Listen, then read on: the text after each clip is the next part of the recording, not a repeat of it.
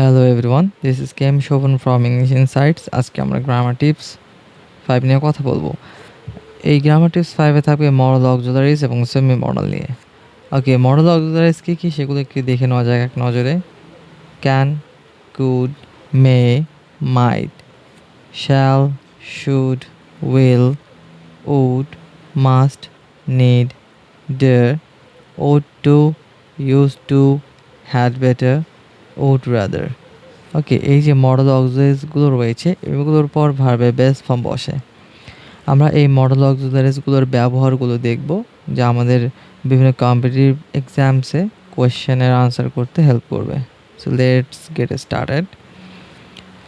ওকে, সবার প্রথমে আমরা দেখি যে এক্সাম্পলসগুলোর দিকে আমরা বেশি ফোকাস করব। যে I can speak English fluently. Okay, he can swim across the river. যে আই ক্যান স্পিক ইংলিশ, এটা আমার কি বোঝায়? আমার অ্যাবিলিটিকে রিপ্রেজেন্ট করছে, যে আমি ইংরেজিতে কথা বলতে পারি। ওকে, সে কি করতে পারে? He can swim across the river, সে নদী পার হতে পারে। ওকে, যে অ্যাবিলিটি বোঝাতে, বর্তমান অ্যাবিলিটি বা সক্ষমতা বোঝাতে আমরা কিন্তু মডেল অক্সিলারিজ ক্যান ব্যবহার করব। আর যদি একইভাবে যে ওয়েন আই ওয়াজ ইয়াং, যখন আমি ছোট ছিলাম, I could run 5 miles at a stress, আমি একটানা 5 miles 5 মাইল দৌড়তে পারতাম। এটা আমার অতীত সামর্থ্যকে রিপ্রেজেন্ট করে। ওকে, অতীতের কোনো ঘটনা বর্ণনায় কিন্তু আমরা কুড ব্যবহার করতে পারি। সো আমরা দেখলাম যে ক্যান এবং কুড, যে বর্তমান সামর্থ্য বোঝালে আমরা ব্যবহার করব can. For example, I can speak English fluently. আর যদি অতীতের কোনো সামর্থ্যর কথা আমি বর্তমানে বর্ণনা করি, সেক্ষেত্রে আমি ব্যবহার করতে পারবো could। For example, when I was young, I could run 5 miles at a stretch. Okay, so next example দেখি যে ওকে, এখানে এক্সাম্পলটা হবে মেইনলি মে, মাইট এবং ক্যান, কুড এগুলো নিয়ে। এই মে, মাইট, ক্যান, কুড এগুলো হচ্ছে মডেল অক্সিলারিজ, যেগুলো সম্ভাবনা ক্ষেত্রে ব্যবহার করা হয়। ওকে, মে, মাইট, ক্যান, কুড সম্ভাবনার ক্ষেত্রে। এছাড়া অন্যান্য ব্যবহার আমরা দেখব, তবে এখানে আমরা সম্ভাবনা নিয়ে কথা বলবো। For example, the sky is cloudy, it may rain today. Okay, the sky is cloudy, আকাশ মেঘলা, বৃষ্টি হওয়ার একটা সম্ভাবনা রয়েছে। ইট মে রেইন টুডে, যদি কোনো ঘটনা ঘটার যদি একটি সম্ভাবনা থাকে, যৌতিক সম্ভাবনা থাকে, তাহলে সেই ক্ষেত্রে আমরা মে ব্যবহার করব। ওকে, অন দ্য আদার হ্যান্ড, যদি সম্ভাবনা একবারে কম থাকে, ওকে, সম্ভাবনা যদি একেবারে কম থাকে, সেই ক্ষেত্রে আমরা ব্যবহার করব মাইট। ফর এক্সাম্পল, যে হি ইজ ভেরি বিজি, সে অনেক বিজি, ব্যস্ত, but he might come to the party, যে তবে সে পার্টিতে আসতেও পারে। যেহেতু ব্যস্ত থাকার কারণে তার পার্টিতে আসার সম্ভাবনা কি কম। ওকে, এই জন্য আমরা এখানে ব্যবহার করলাম might. He is very busy but he might come to the party. Okay, another example, accidents can happen to anyone. এটা একটি সাধারণ সম্ভাবনা। ওকে, সাধারণ সত্য, যেটা যে কারোর সাথে হতে পারে। Accidents can happen to anyone, এক্ষেত্রে ব্যবহার করা হবে can. On the other hand, যদি ভবিষ্যৎ সম্ভাবনা বোঝায়, কিন্তু দেখতে অতীতের মতো মনে হতে পারে, কিন্তু এটা ভবিষ্যৎ সম্ভাবনা বোঝাবে। পুরো সেন্টেন্স দেখলে আমরা বুঝতে পারবো। The price could go up next week. Next week কি, এটা অবশ্যই ফিউচার একটা টাইমকে বোঝাচ্ছে। সো অতীত কিন্তু না, এখানে কুড দ্বারা অতীতের কোনো ঘটনাকে রিপ্রেজেন্ট করছে না, অতীতের কোনো ঘটনাকে বোঝাচ্ছে না। যে আগামী সপ্তাহে দাম বাড়তে পারে। ওকে, ভবিষ্যৎ একটা সম্ভাবনা আছে, এক্ষেত্রে ব্যবহার হবে কুড। ক্লিয়ার? তাহলে সম্ভাবনার ক্ষেত্রে মে, মাইট, ক্যান, কুড, 4টি এক্সাম্পলস আমরা দেখলাম। মে, মাইট, ক্যান, কুড, এই 4টি এক্সাম্পলস একটু দেখি। যদি সম্ভাবনা অনেক বেশি থাকে, তাহলে সেক্ষেত্রে আমরা ব্যবহার করব মে। যদি সম্ভাবনা একদমই কম থাকে, সেক্ষেত্রে ব্যবহার করব মাইট। ওকে, আর সাধারণ সম্ভাবনার ক্ষেত্রে আমরা ব্যবহার করব ক্যান। আর ভবিষ্যৎ সম্ভাবনার ক্ষেত্রে ব্যবহার করতে পারি আমরা কুড। এটা সেন্টেন্সের উপর ভিত্তি করে। ওকে, সবসময় যে কুড ভবিষ্যৎ সম্ভাবনাকে বোঝাবে এমনটা কিন্তু না। ওকে, পরবর্তী সেগমেন্টে দেখি। খুব গুরুত্বপূর্ণ একটা সেগমেন্ট, পারমিশনের ক্ষেত্রে আমরা কী ব্যবহার করব। পারমিশনের ক্ষেত্রে কী ব্যবহার করতে পারে সেগুলো একটু দেখি। May I come in sir, may I come in sir, এখানে স্যার দ্বারা সম্বোধন করা হচ্ছে।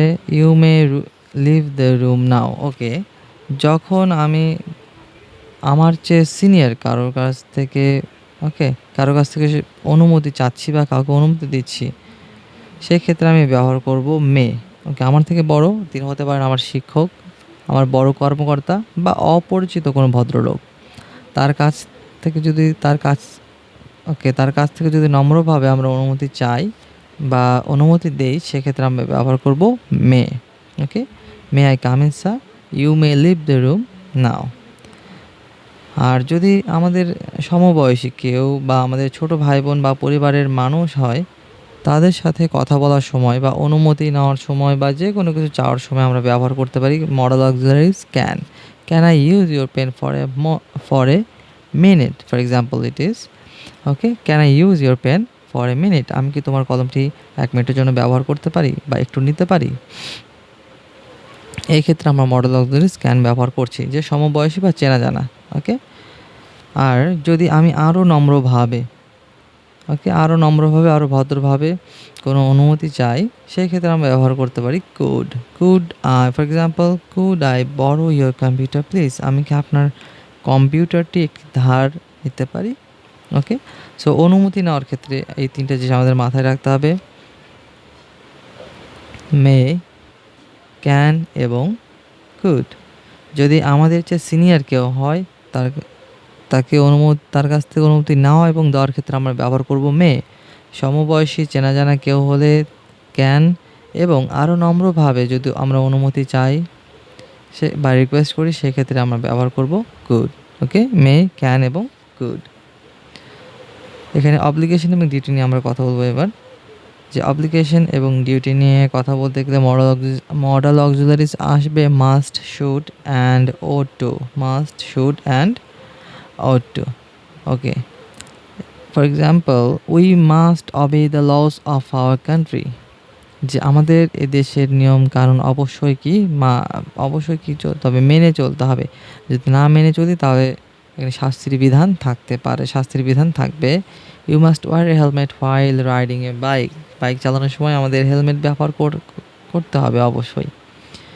ওকে, যে কাজগুলো আমাদের অবশ্যই করতে হবে, না করলে ক্ষতি বা শাস্তি হবে, সেই ক্ষেত্রে আমাদের মাস্ট ব্যবহার করতে হবে মডেল অক্সিলারি হিসেবে। ওকে, সো অ্যানাদার এক্সাম্পল দেখি, যে you should respect your elders, তোমার বড়দেরকে তোমার সম্মান করা উচিত। We should take care of our health, আমাদের হেলথের বা স্বাস্থ্যের প্রতি আমাদের যত্ন নেওয়া উচিত। যে কোনো কাজ করা যদি ভালো বা উচিত হয়, এমন নৈতিক উপদেশের ক্ষেত্রে আমরা শুড ব্যবহার করব, মডেল অক্সিলারিজ হিসেবে শুড ব্যবহার করব। এই ক্ষেত্রে কি কোনো আইনি শাস্তি নেই। এখন শুডের মতোই অর্থ দেবে হচ্ছে ought to, বাট এই ought to দ্বারা শুডের চেয়ে বেশি এমফাসিস করার জন্য ব্যবহার করা হবে। যে for example, we ought to love our country, আমাদের দেশকে ভালোবাসাই উচিত। We ought to love our country. যদি আমি বলি we should love our country, সেক্ষেত্রে আমরা দেশকে ভালোবাসবো বা আমাদের দেশকে ভালোবাসা উচিত। আর যদি বলি উই ought to, আমাদের দেশকে ভালোবাসাই উচিত। ওকে, যে সুরের মতো অর্থ দেবে এবং তবে সমাজ বা ধর্মের প্রতি তীব্র নৈতিক দায়িত্ব বোঝায়, তীব্র নৈতিক দায়িত্ব। ওকে, এখানে মরাল যে রেসপন্সিবিলিটিসটা সেটা একটু বেশি থাকবে। ওকে, এবং প্রথাগত ইংরেজিতে এই ought to ব্যবহার করতে হবে। ওকে, তাহলে আমরা একটু রিক্যাপ করি এই অংশটুক। যে অব্লিগেশন এবং ডিউটির ক্ষেত্রে আমরা কিসের ব্যবহার দেখলাম, must, should and ought to। যে কাজটা আমাদের অবশ্যই করতে হবে, সেক্ষেত্রে আমরা ব্যবহার করব মাস্ট। যেটা আমাদের করা উচিত, না করলে কোনো শাস্তির বিধান নেই, সেক্ষেত্রে আমরা ব্যবহার করব শুড।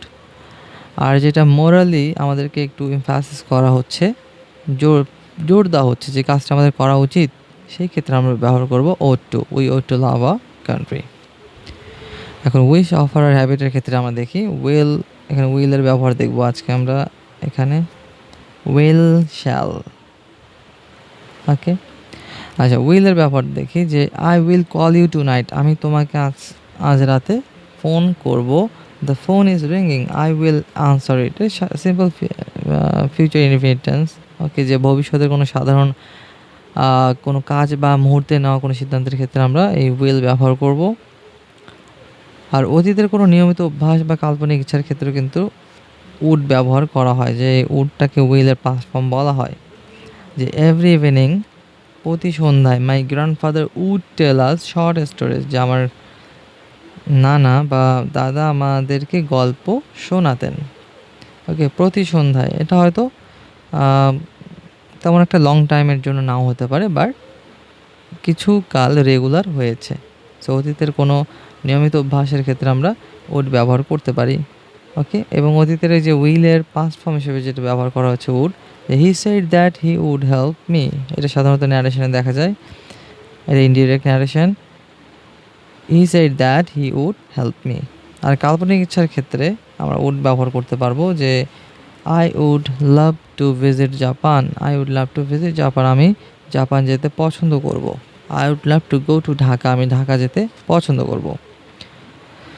আর পরামর্শ বা প্রস্তাবের ক্ষেত্রে শ্যাল ব্যবহার করা হয়, যে shall we start the meeting now, আমরা কি এখন মিটিংটি শুরু করতে পারি। Okay, shall we start the meeting now. এখন মডার্ন ইংলিশে অক্সিলারি ভার্ব হিসেবে সাধারণত উইল ব্যবহার করা হয়, তবে ব্রিটিশ ইংলিশে শ্যালেরও যে ব্যবহারটা রয়েছে। এই জন্য কিন্তু আমরা যখন টেন্স পড়েছি তখন আই শ্যাল, উই শ্যাল এগুলো ফার্স্ট পার্সনের সাথে ব্যবহার করতাম। আর এখন কিন্তু সবার সাথে উইল ব্যবহার করা যায়, I will, we will, he will, you will, যে কোনো কিছুর সাথে, যে কোনো পার্সনের সাথে, এনি পার্সনের সাথে উইল ব্যবহার করা যায়। ওকে, যে shall we start the meeting now, আমরা কি এখন মিটিংটি শুরু করতে পারি। এখন এখানে আমরা সেমি মডেলস বা ইডিওমেটিক মডেলস দেখব। সেমি মডেলসের প্রথম এক্সাম্পলটা দেখি, যে you had better see a doctor before it get worse, যে অবস্থা খারাপ হওয়ার আগেই তোমার বরং ডাক্তার দেখানো উচিত। We had better leave now or we will miss the train. এখানে সেমি মডেল যে হ্যাড বেটারটা ব্যবহার করা হচ্ছে, যে বরং ভালো অর্থে। ওকে, এটা হচ্ছে তীব্র উপদেশ বা সতর্কতার ক্ষেত্রে হ্যাড বেটার ব্যবহার করা হয়। ওকে, আর উড রাদারটা ব্যবহার করব বরং পছন্দ করা অর্থে, যে I would rather starve than beg, আমি ভিক্ষা করব না, বরং না খেয়ে থাকবো, যে আমি বরং না খেয়ে থাকবো তবু ভিক্ষা করব না। I would rather stay at home tonight, আমি বরং বাসায় থাকবো।